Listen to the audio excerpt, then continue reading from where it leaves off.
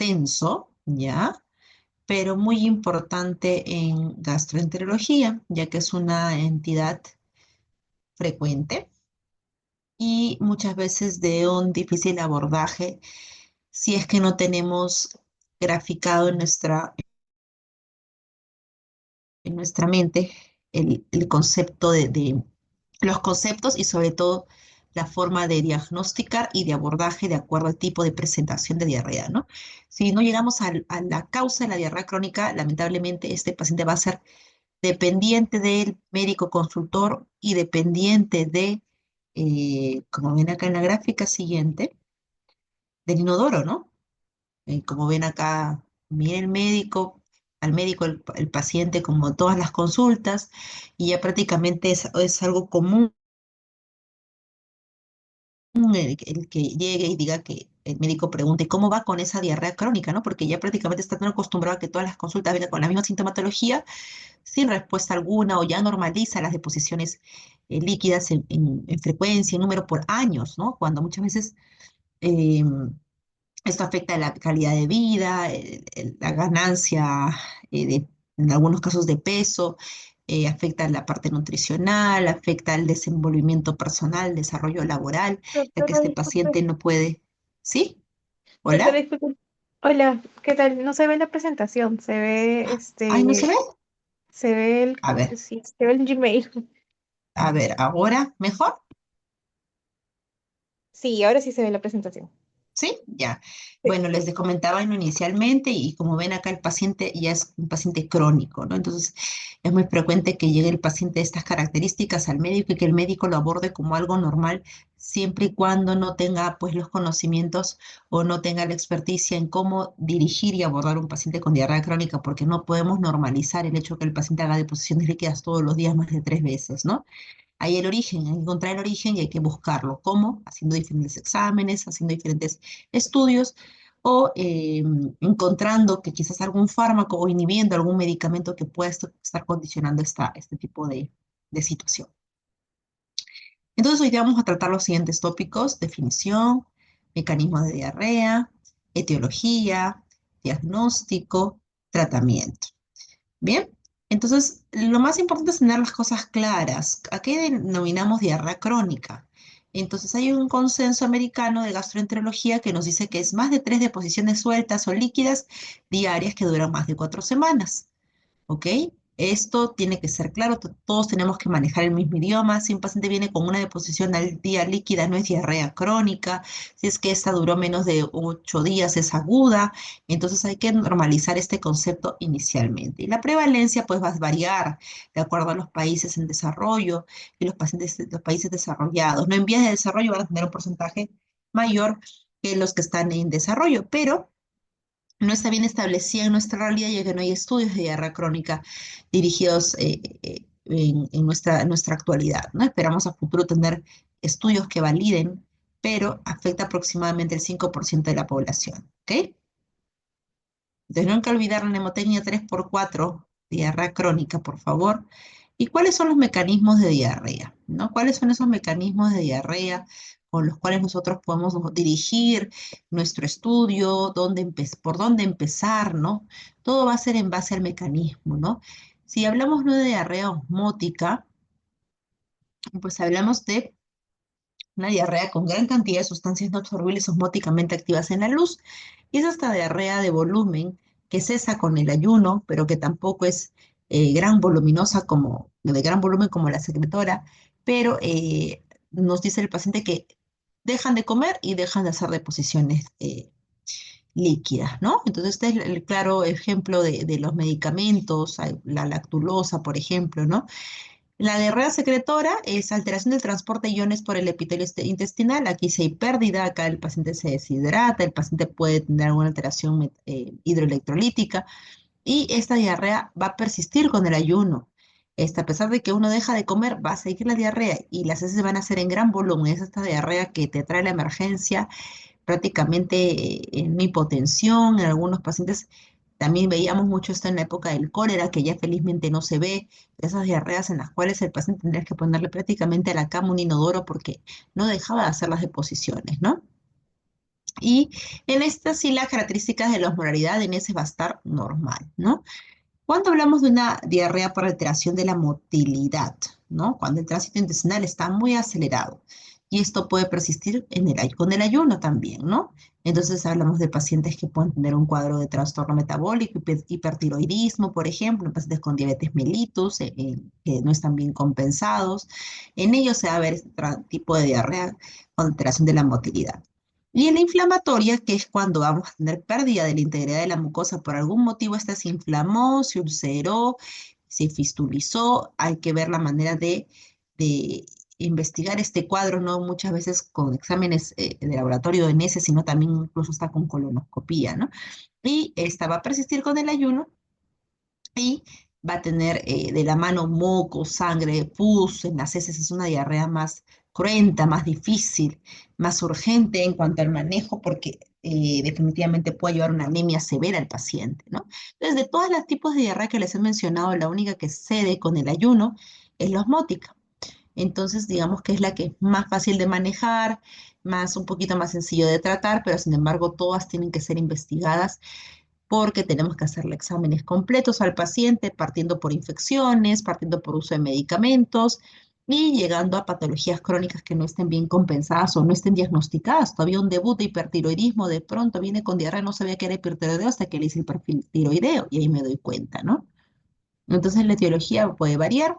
Como les mencionaba, los países en desarrollo van a tener diferente etiología que los países desarrollados. Nuestro país es un país en desarrollo y tiene a las infecciones crónicas bacterianas como principal causa a la cabeza. Las micobacterianas como tuberculosis, las parasitarias y también los trastornos funcionales, como hoy en día se habla de la diarrea funcional, las patologías malabsortivas, en el caso de enfermedad celíaca y la enfermedad inflamatoria intestinal, que si bien no es frecuente en nuestra población, pues cada vez se ve más. En países en desarrollo, como el síndrome de intestino irritable, se va a ver en primer lugar los trastornos funcionales, va a verse un poco más de malabsorción intestinal, enfermedades crónicas por infección va a ser mucho más raro en los países desarrollados. Difícil ver una tuberculosis en Estados Unidos, pero sí va a ser mucho más frecuente verla acá como origen de diarrea, ¿no? Entonces, dentro de los patrones que vamos a nosotros estudiar hoy, tenemos que tener en cuenta los que se van a ver de manera más frecuente en consultorio, porque este paciente va a venir por la consulta principalmente. La diarrea aguda es la que viene por la emergencia, pero esa diarrea sostenida, que ya el paciente lo tiene tiempo, como en la gráfica inicial, que prácticamente va con el inodoro atado en la parte posterior porque vive así, ya normalizó incluso algunas veces sus molestias, toma un bismutol y con eso sigue su vida, pues es el síndrome de intestino irritable, ya que es una enfermedad benigna, ¿no? No es un cáncer, no es una enfermedad que te va a llevar al cáncer tampoco, pero son síntomas intestinales, extraintestinales, que está acompañado principalmente de dolor abdominal inferior crónico, de hábitos intestinales alterados y se correlaciona con episodios de estrés. Y las características van a ser siempre heces sueltas, de volumen pequeño, no va a ser una secretora claramente, a moderado. Las heces generalmente ocurren durante las horas de vigilia, pero la mayoría de veces en la mañana o después de las comidas. Nunca lo va a despertar en la noche. Nunca es que de pronto en la madrugada me despierto porque estoy con la diarrea, no. O de pronto el paciente viaja al extranjero, se divierte, no apareció más la diarrea, como lo conversamos en el seminario anterior.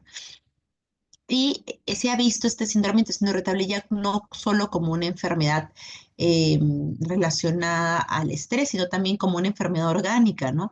Hay ese síndrome de intestino irritable postinfeccioso, quiere decir de que tuvo una diarrea infecciosa, pero en la fase de recuperación de la infección persiste con diarrea y puede de ser el detonador o el gatillo para este síndrome de intestino irritable. Por eso se le denomina síndrome de intestino irritable postinfeccioso, ¿no? Hay que preguntarle a este paciente si tuvo un cuadro de infección severo, tratamiento, y desde ese entonces ya no defeca como antes, ¿no? Ese paciente puede estar en este grupo de trastornos de la motilidad. Entonces, si tenemos una diarrea de gran volumen, es sanguinolenta, te despierta en la noche, grasosas, y no están asociadas con el síndrome de intestino irritable, esto sí sugiere una enfermedad orgánica. Ojo, no todo va a ser síndrome de intestino irritable, yo también tengo que darme cuenta que si hay algún factor de gravedad, signos de alarma, tengo que pensar en algo orgánico antes de continuar con esta sospecha en mi paciente. Entonces hay ciertos criterios de Roma que nos van a permitir recordar cómo es, hago el diagnóstico de síndrome de intestino irritable y a todo se le va a sumar el dolor abdominal recurrente, que en ese entonces era más de un día a la semana en los últimos 3 meses. Y se le va a sumar en relación con la defecación, relacionado con cambios en la frecuencia de las deposiciones o relacionado con cambios en la consistencia.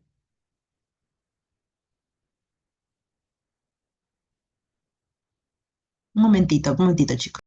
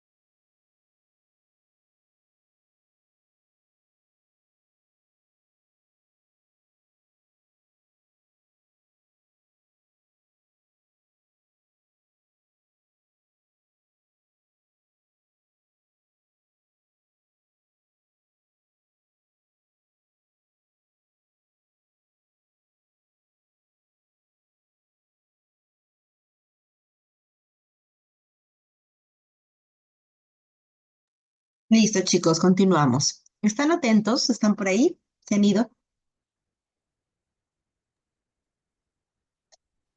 Sí, ¿Me doctora. confirman, por favor? Listo. Muy bien.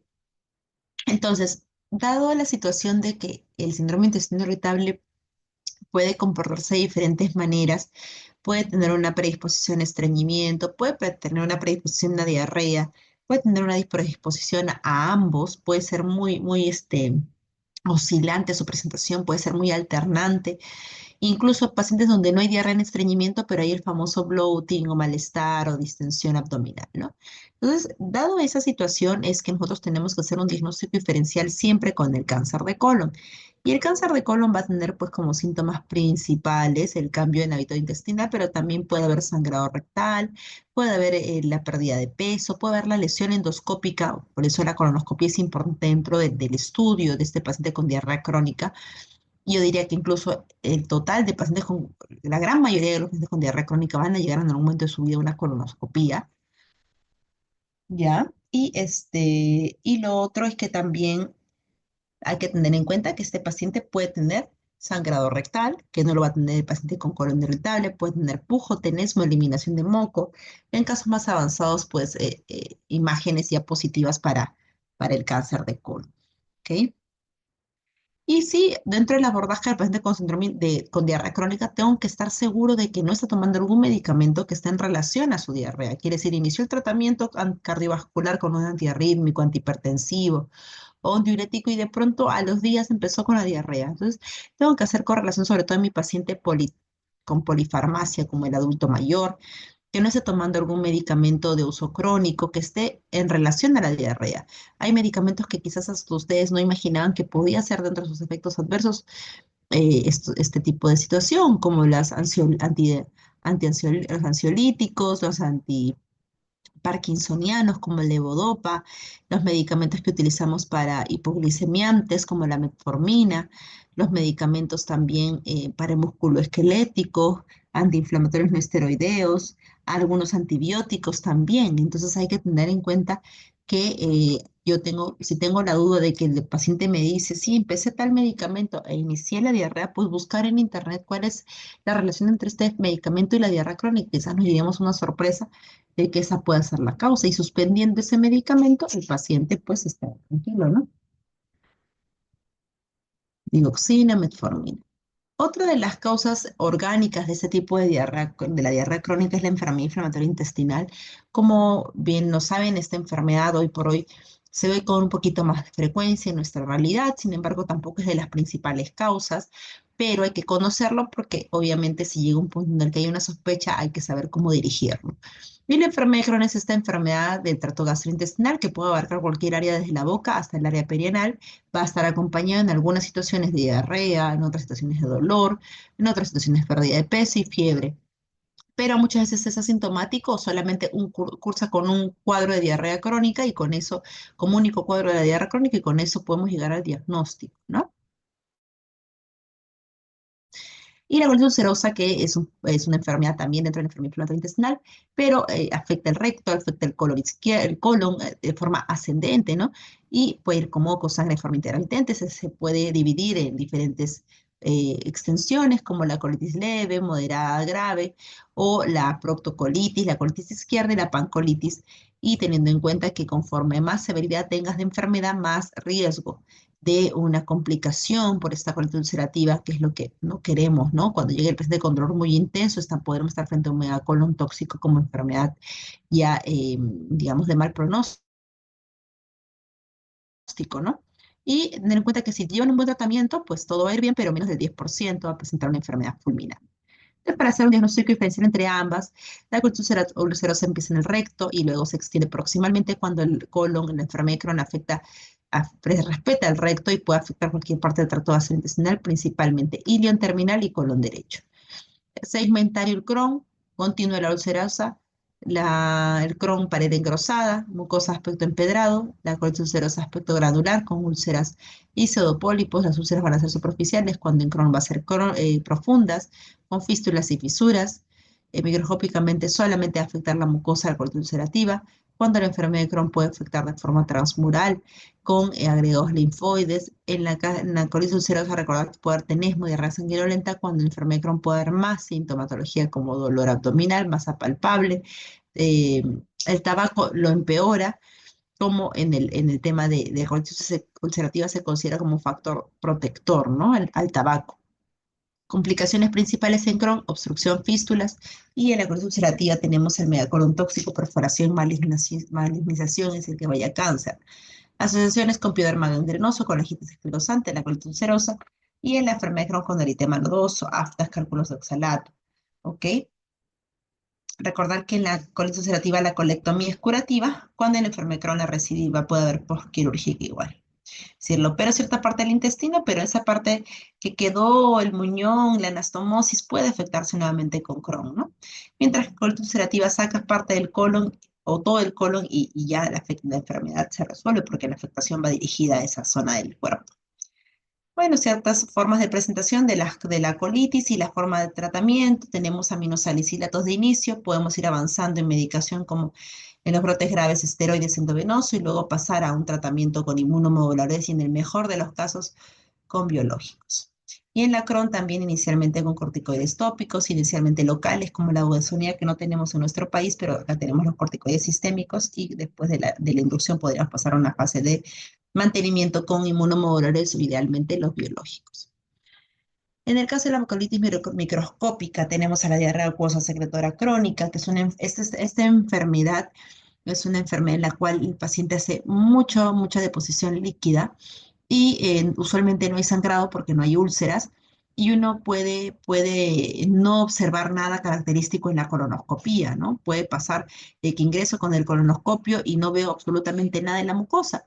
Y es que esta característica es de la colitis microscópica. Endoscópicamente no se ve nada, pero en la biopsia tomada sí se va a observar que puede haber una colitis linfocítica, pero de linfocitos o colagenosa sin infiltración linfocítica.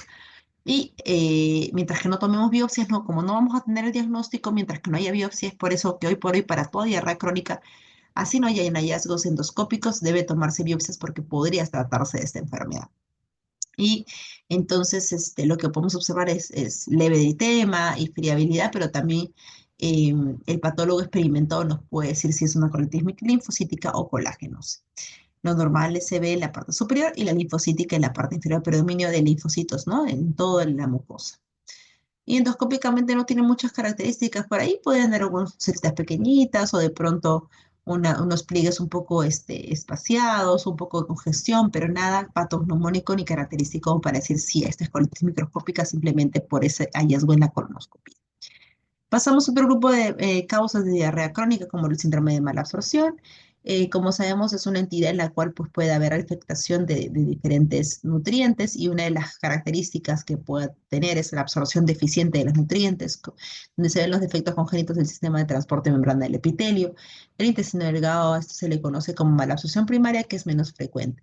Los adquiridos, que son los más frecuentes, como Crohn, enfermedad celíaca, todo lo que hemos mencionado, puede estar asociado a mala absorción y algunos que tengan digestión deteriorada de los nutrientes dentro de la luz, como insuficiencia pancreática exocrina también. Manifestaciones clásicas como heces pálidas, grasosas, voluminosas, malolientes, pérdida de peso es una de las que puede estar en relación con la mala absorción. Siempre preguntar al paciente, sus heces flotan en el inodoro, sus heces son grasosas, sus heces son pálidas y ahí podemos tener incluso el diagnóstico ya de la enfermedad, ¿no? Hay trastornos también relativamente comunes asociados a la malabsorción, como intolerancia a la lactosa, que es muy frecuente hoy por hoy, pero hay que saber diagnosticarlo. La pancreatitis crónica también, enfermedad celíaca y sobrecrecimiento del intestino bacteriano en el intestino delgado, ¿no? Entonces, este paciente prácticamente vive en el baño y como vemos puede haber revestimiento del intestino delgado para estar atrófico, no va a haber, en la enfermedad celíaca no va a haber vellosidades, ¿no? Entramos a la endoscopia y no hay vellosidades, o hay muy poquitas y esta inflamación puede generar distensión y diarrea. En el caso del sobrecrecimiento bacteriano, el SIBO puede estar asociado, como muchos sabemos, a alguna alteración en la microbiota intestinal, pero no todo paciente con diarrea crónica va a tener sobrecrecimiento bacteriano. Hay situaciones especiales que sí han demostrado que están en relación a esta alteración en la microbiota y que puede dar ese desequilibrio entre la flora buena y mala, como son las anormalidades anatómicas, es decir, que tenga divertículos en el intestino delgado, que tenga alguna condición quirúrgica, una anastomosis, que tenga enfermedad de Crohn, algo que altere la anatomía de nuestro intestino, o que tenga alteración también por la motilidad intestinal alterada, como en el caso de la diabetes mellitus, escleroderma, pseudoobstrucción idiopática intestinal, radiación, Crohn disease, entre otras entidades que están asociadas con la motilidad. También en donde haber alteración en la comunicación entre la parte tracheointestinal superior e inferior, cuando haber fístulas yeyunocólicas o gastrocólicas, y cuando hay resección de la válvula ileocecal. Tiene que haber algo que justifique, no porque estoy distendida y ya tengo sobrecrecimiento bacteriano, no es así como mucho en las redes se ve, ¿no? Hay que tener una condición de fondo. Y si hay otras que están en estudio que han demostrado que pueden tener también una relación eh, con este tipo de presentación y son las multifactoriales, como es pancreatitis crónica, cirrosis, alcoholismo, enfermedad renal crónica, edad avanzada, hipocloridria, estatus de inmunodeficiencia como el virus, VIH, el SIDA y nutrición parenteral en los niños.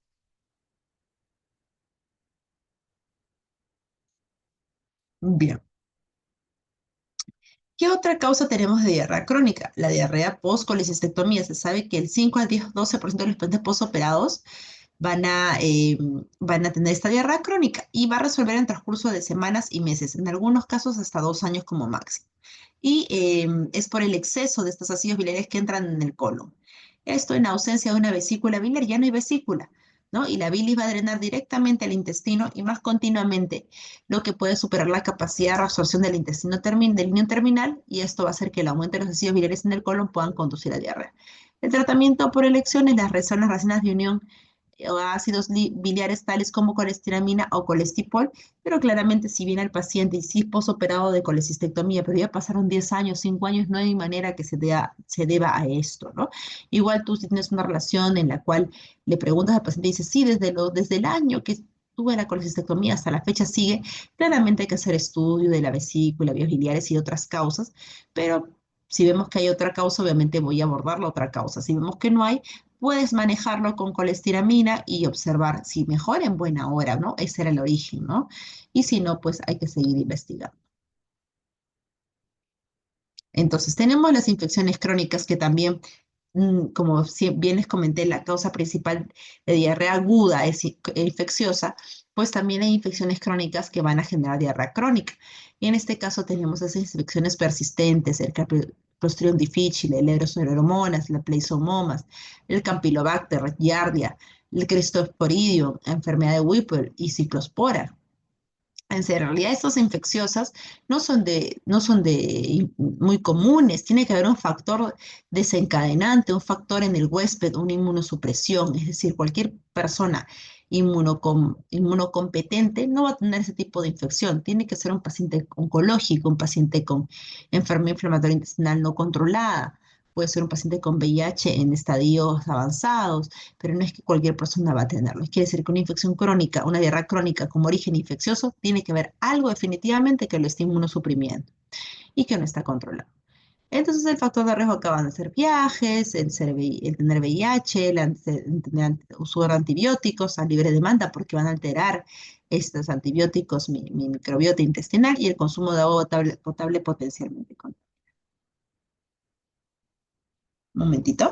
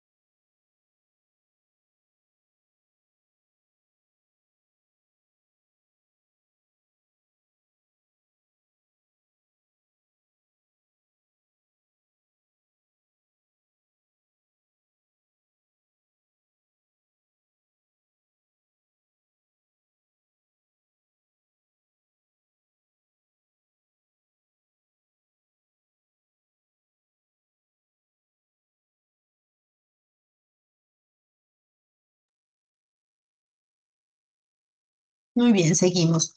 Entonces, dentro de las infecciones crónicas también hay una que obviamente, si bien es cierto, el gran porcentaje de estas infecciones van a ser en pacientes inmunocomprometidos, tampoco es que no va a haber algún tipo de infección que no ven inmunocomprometidos.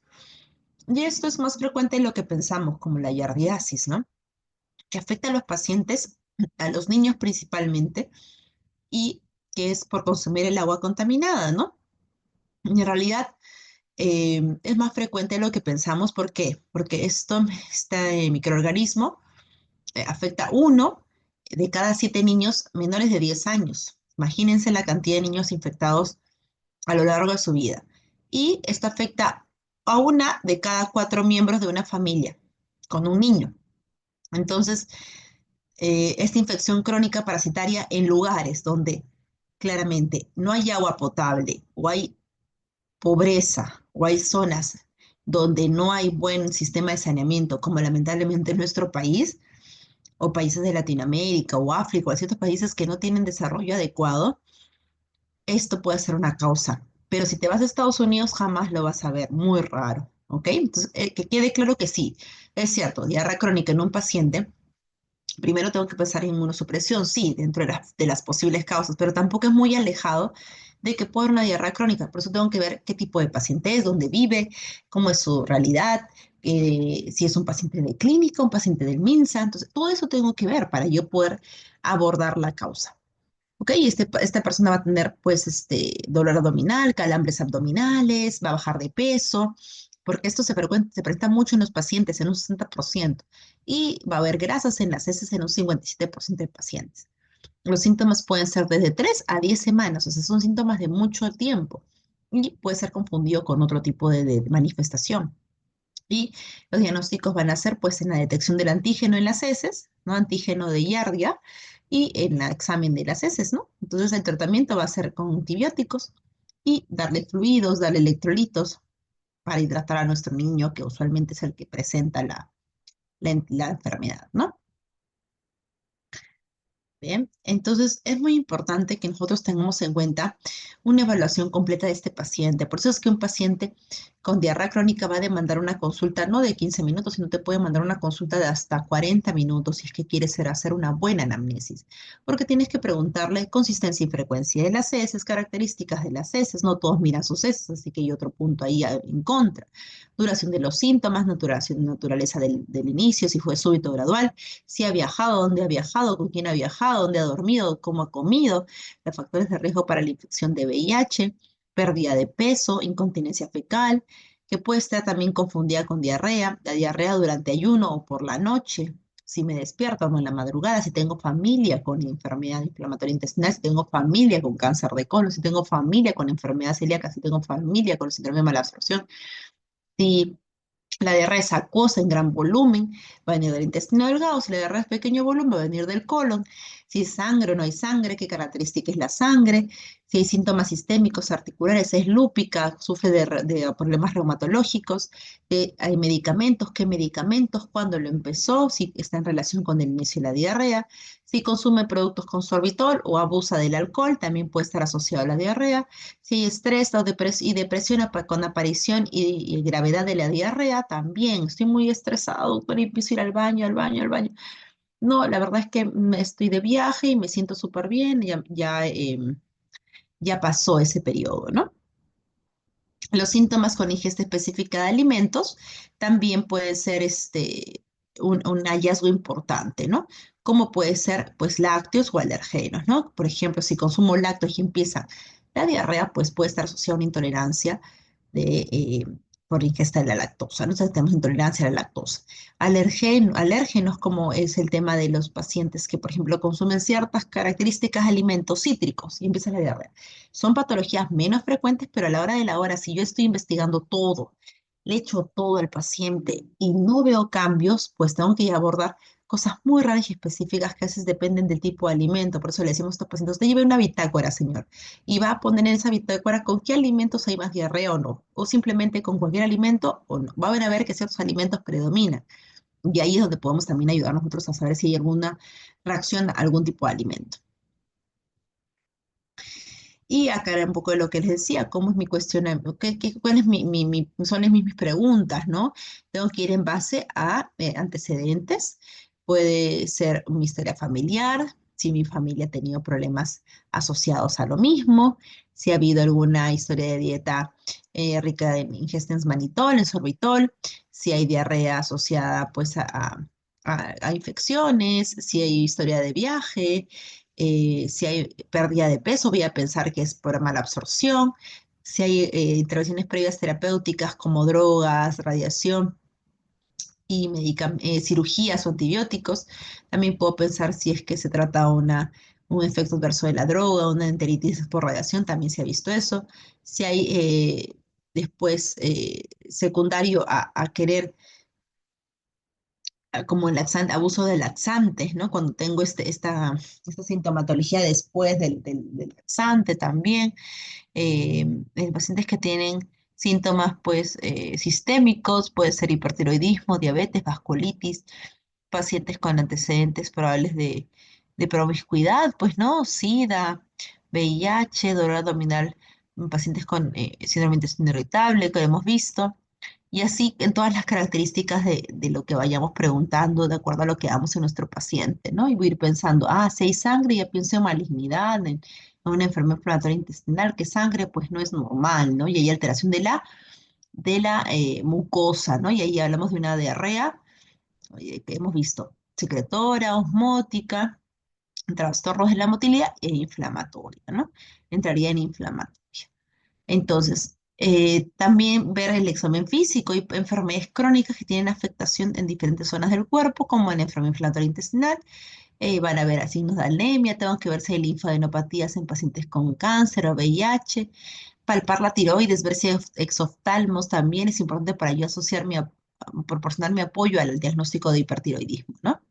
Y los signos y síntomas de malabsorción intestinal, pues son la malabsorción de calorías, puede estar relacionado con la pérdida de peso, con un apetito normal, ¿no? Y así sucesivamente con malabsorción de grasas, puede haber deposiciones voluminosas, pálidas y que flotan en las heces, ¿no?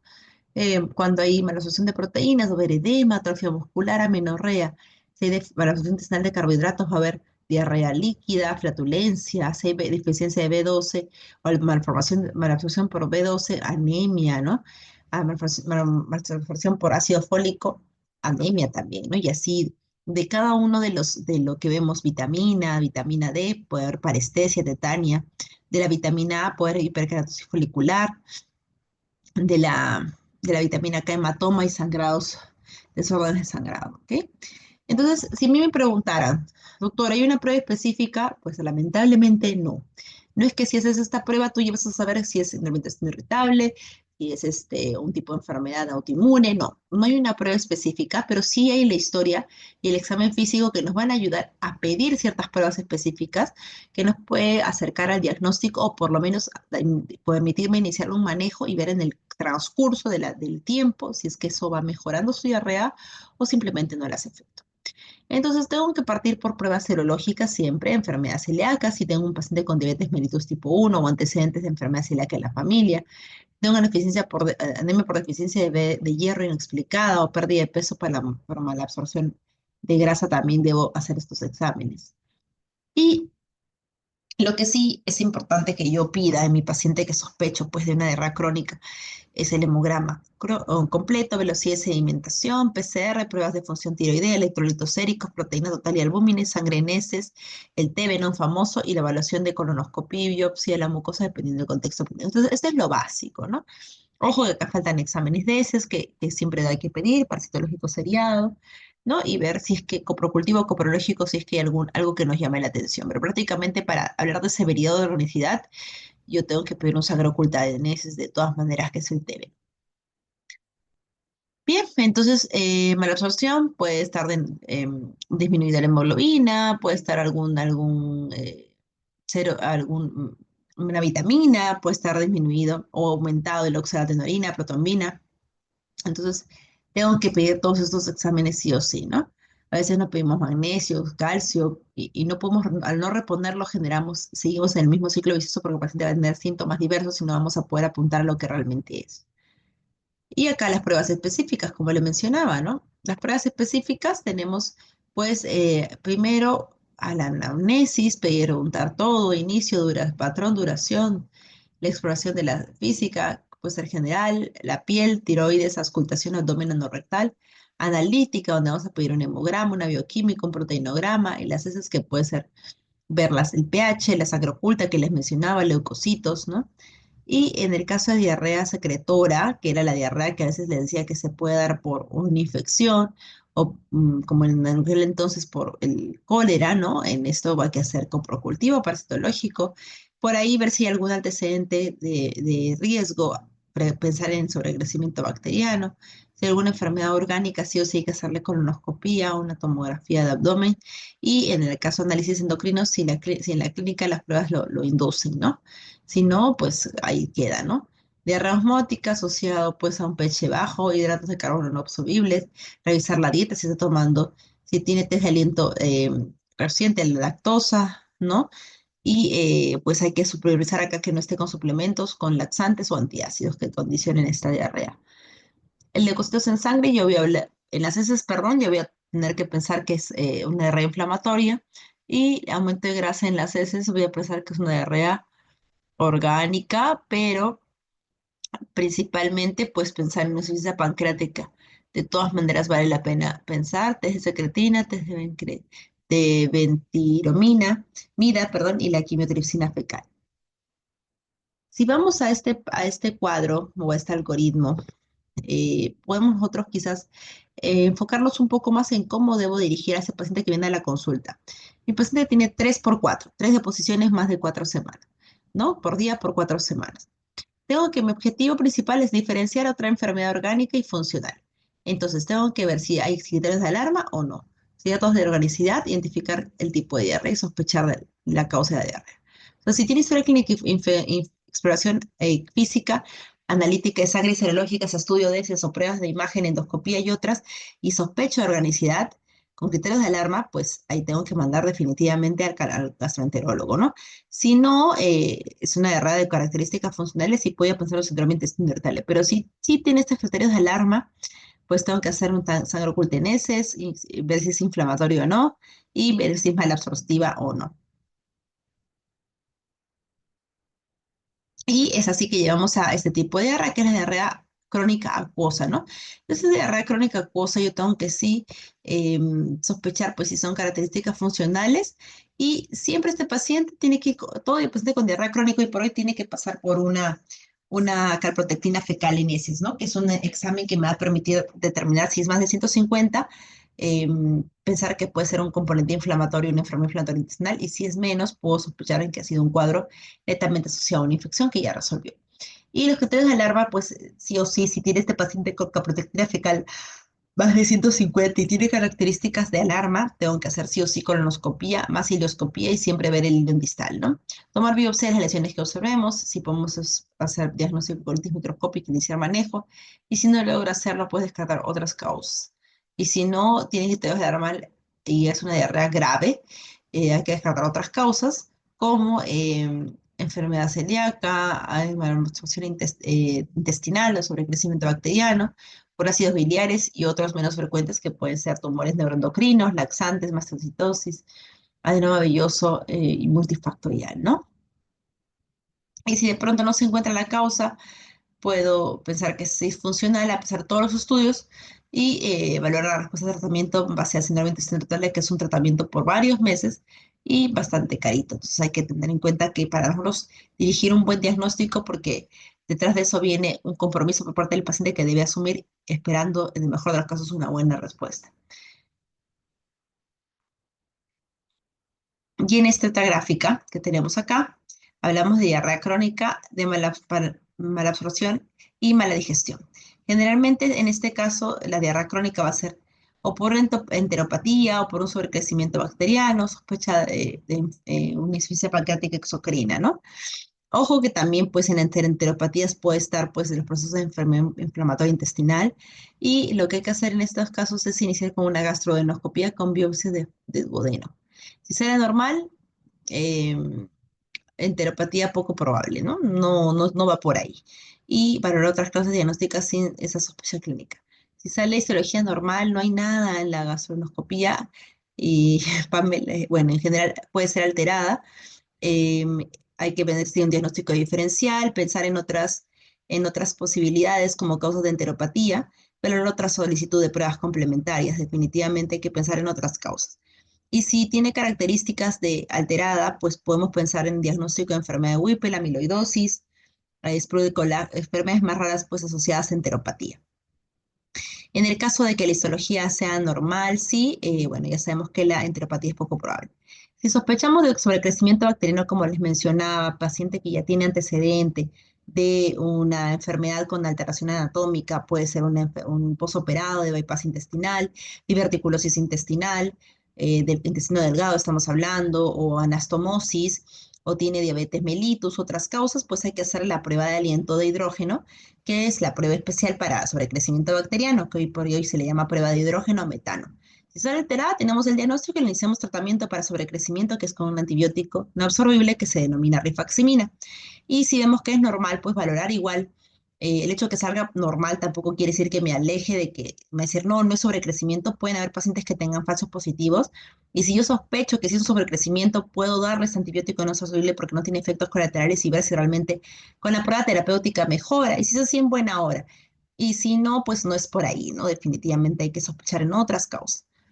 Em, y si hay alta sospecha, pues le das y luego hay repeticiones cíclicas del mismo tratamiento cada 4 meses. En el caso de una pancreatopatía sospechar de insuficiencia pancreática exocrina, tenemos la tasa fecal, que es un examen que tenemos que pedir sí o sí para su diagnóstico, porque si es menos de 200, definitivamente se trata de una insuficiencia pancreática exocrina y hay que investigar si es una causa primaria o secundaria. Recordar que los tumores también pueden llevar de la mano insuficiencia pancreática exocrina, ¿no? La pancreatitis crónica en pacientes que han tenido antecedentes pancreatitis múltiples. Y si no es menos de 200, pues no se descarta insuficiencia pancreática exocrina, quiere decir que no sea, pero es más alejado y sí o sí hay que complementar estudios con imágenes, ¿no? Y le pides una tomografía, valoras bien el páncreas, una resonancia o incluso una ecoendoscopía, que es un estudio más especializado que nos permite ver las capas posteriores al intestino, en este caso al duodeno, para ver bien si es que ese páncreas está normal. Bien, hasta acá, ¿alguna pregunta, chicos? Es un tema bastante denso, mucha información, pero yo igual les voy a dejar acá unas preguntas finales que van a tratar de sellar lo que hemos conversado hoy día en la teoría. Antes me gustaría saber si ustedes tienen alguna pregunta, antes de yo iniciar con mis preguntas.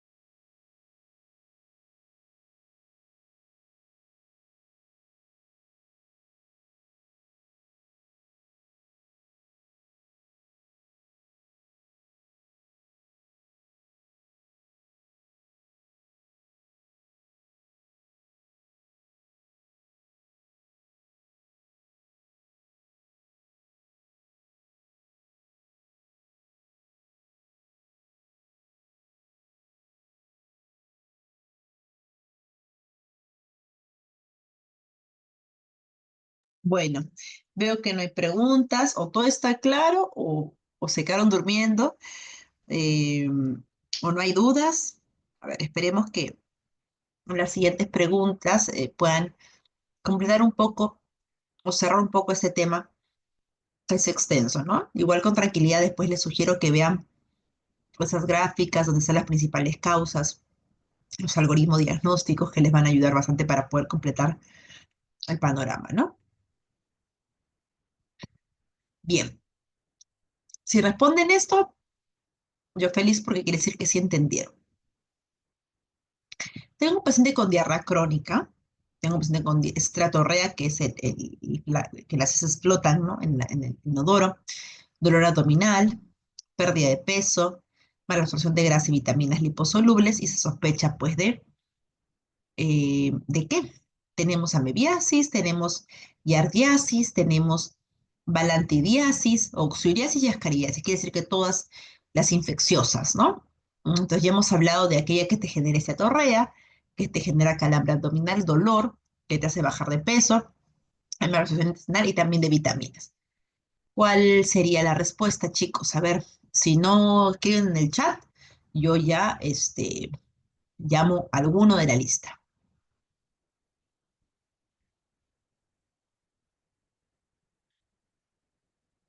María Alejandra dice yardiasis.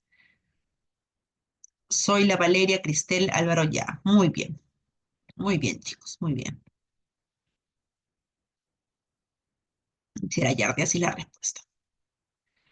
Ya, no se vayan, ¿ah? Ya de 50 y pico hasta 39. Yo estoy viendo quiénes están respondiendo en el chat, por si acaso. Ese es un punto a favor, por si acaso. ¿Qué dato es el más característico de la enfermedad de Crohn que de la colitis ulcerativa? Tenemos dolor perineal importante, ANCAS positivos, enfermedad continua, sangre macroscópica en las heces y no respuesta a antibióticos. ¿Cuál cree?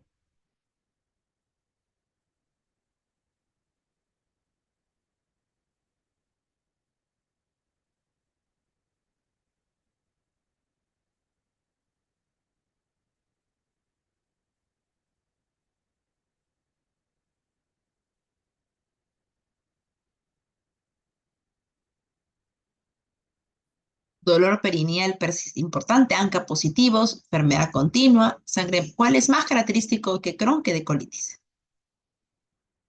Ya, sí, sí está. ¿Por qué dolor perineal importante?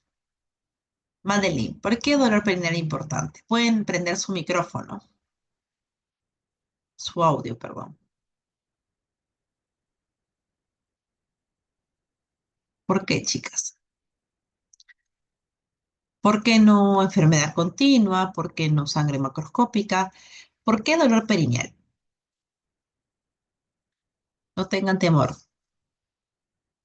Porque la enfermedad de Crohn produce úlceras perianales, abscesos. ¿Quién me está hablando? Madeline. Ajá, nos produce fístulas perianales, ¿no? Y las fístulas duelen. Claramente no hay ANCA positivo en todos. Claramente Crohn es discontinuo, no continuo. Claramente Crohn a veces no va a haber TB positivo. Y obviamente no responde a antibióticos y tratamientos corticoides de inicio, de inducción y luego mantenimiento con biológicos, inmunomoduladores. Muy bien, chicas. Dos nomás me respondieron, ¿ah? Tres, mujer de 40 años procedente de Tarapoto que presenta desde hace 4 meses cambios en el hábito respiratorio, con episodios frecuentes de dolor códico, moderado en hipogastrio, que se alivian luego de eliminar heces y gases. ¿Cuál es la principal posibilidad diagnóstica? Tenemos parasitosis intestinal, tenemos obstrucción parcial del intestino alto, obstrucción parcial del colon descendente, obstrucción por SOAR y colon irritable. 4 meses hábito defecatorio alterado, episodios frecuentes de dolor cólico moderado en hipogastrio, y alivian luego de eliminar heces y gases. Está fácil, chicos.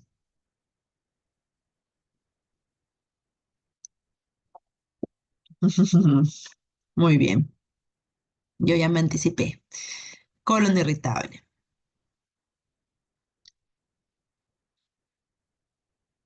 Seguimos. Creo que acá terminamos, ya está marcadita, pero igual, varón de 30 años con 6 meses de hiporexia, baja de peso, deposiciones líquidas, sin presencia de moco ni sangre, y hay un abdomen doloroso, distendido, ruidos hidrológicos disminuidos y a la percusión áreas de matidez y timpanismo. ¿Cuál es el diagnóstico probable y por qué? A ver, los escucho, los leo. ¿Cuál es y por qué?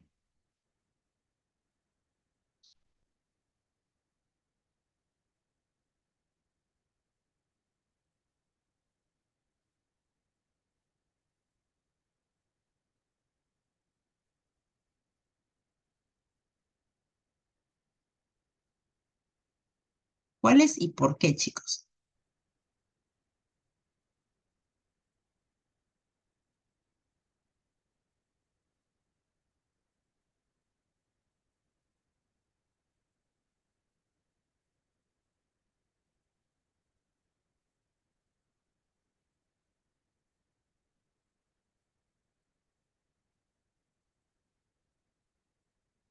A ver, estoy esperando sus respuestas o llamo, a ver, voy a llamar al grupo, ¿ya? A ver, vamos a ver. Ahí están respondiendo. Ya, pero ¿por qué es la E? ¿Por qué José Tamayo? A ver, ¿José Tamayo está? ¿Está José Tamayo? Sí, doctora. A ver, José, ¿por qué tuberculosis enteroperitoneal o es otra la respuesta? No es tuberculosis. Para ti.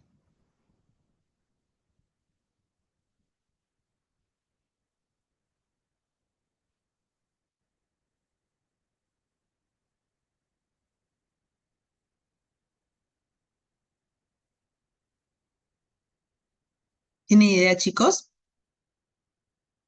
Si no, a ¿Podría ser ver, por el abdomen en sí. tablero de ajedrez, doctora? Ajá. ¿Y eso cómo repercute? ¿Cómo lo observas clínicamente? Matidez y timpanismo en Matidez. diferentes áreas. Totalmente. Totalmente. Muy bien. Excelente. ¿Lo salvó? ¿Quién habló? Yo, doctora. Coto. ¿Quién es yo? Coto, Rodrigo Coto, doctor. Rodrigo Coto. Ya, Rodrigo. Muy bien. Sí, es la verdad, porque en realidad baja de peso es bastante inespecífico, pero lo importante es que también es joven, ¿no? Joven, no hay moco, no hay sangre, pero es un abdomen doloroso, distendido, con ruidos disminuidos y tiene matillas y timpanismo. O sea, quiere decir que hay líquido. Líquido en un joven con baja de hiporexia, baja de peso, pérdida de apetito, diarrea, en nuestra realidad peruana, tuberculosis. ¿Ok? Muy bien, chicos, creo que eso es todo. Espero que algo de lo que les he querido transmitir hoy día haya generado pues algún tipo de repercusión en ustedes, los haya motivado en un poco leer un poco más de diarrea crónica y que realmente sepan cómo abordar esta patología cuando ustedes estén frente a un paciente y en el externado, en el internado, en la práctica diaria, en la familia, a veces también a uno les preguntan, saber cómo dirigir y sobre todo brindarles el arsenal de diagnóstico que tenemos hoy por hoy, que involucran no solo exámenes en DS, sino también más allá, ¿no? Sobre todo la clínica, ¿no? Preguntarle cómo es esa diarrea. Nunca se olviden que no hay que normalizar esto, hay que ser un poco más abiertos en cuanto a hablar de estos temas, ¿no? Preguntar características de las heces es fundamental, que a veces el paciente o tiene temor o un poco de vergüenza, pero es importantísimo para poder llegar al diagnóstico. Muy bien, listo chicos. Eso es todo. Gracias, muchas gracias por estar presentes. Que tengan una excelente tarde. Chao chicos. Gracias, doctora. Gracias a ustedes. Gracias, doctora. Chao chicos.